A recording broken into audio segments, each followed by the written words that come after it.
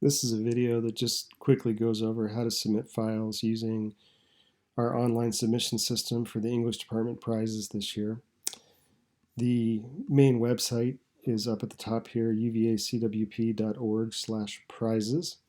That's where you'll go to start this process. And the first thing you do is specify what kind of student you are. So let's say that I'm an undergraduate. It's already checked for me. I'm going to click submit. And then the next screen I have to answer whether I'm an English major, let's say I am, and whether I'm going to graduate this May or summer, or whether I graduated last December. These choices will decide what contest you're eligible for. So in this case, I'm signing up as an English major who's, let's say, a third year. I'm not going to graduate. And I click submit.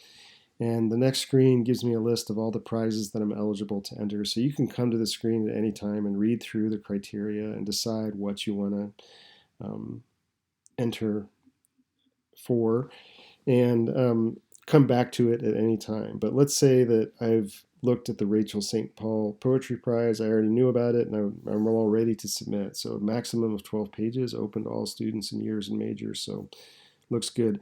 You do want to bundle if you are submitting multiple poems or multiple pieces of prose for one of the competitions. You want to bundle them into a single file.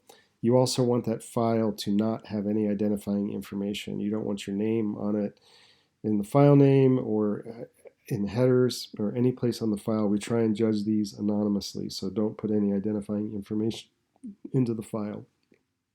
When you have your file ready, you click enter, and the system generates a unique file name for you. And I'm going to copy this file name and click OK.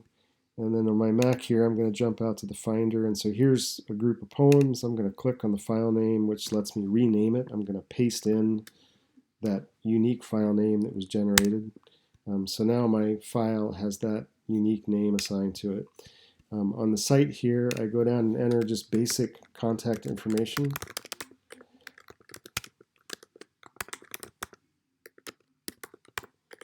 And a phone number that is obviously a little fictitious here, but you'll get the idea. You put in your own phone number just in case you're one of the winners or finalists, and we want to be able to get in touch with you.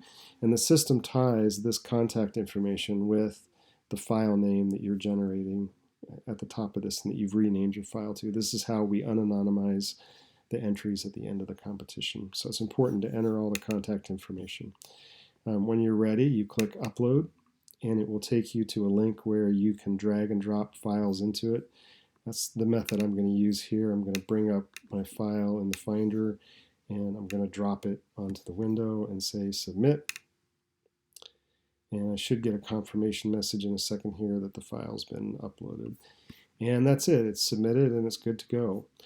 I'm going to back arrow here to this screen and then back to these other ones. I could now go and enter some other competition. The one thing that's important is that when you enter, you're generating a unique file name each time you enter for a different contest.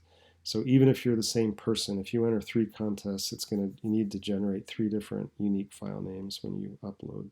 Again, the file name is just how we tie things back to you. But that's the basics of how the system works. If you have questions at any time, you can contact Carl Stukenborg in the English department at the email that's listed on our site if there's issues or other concerns.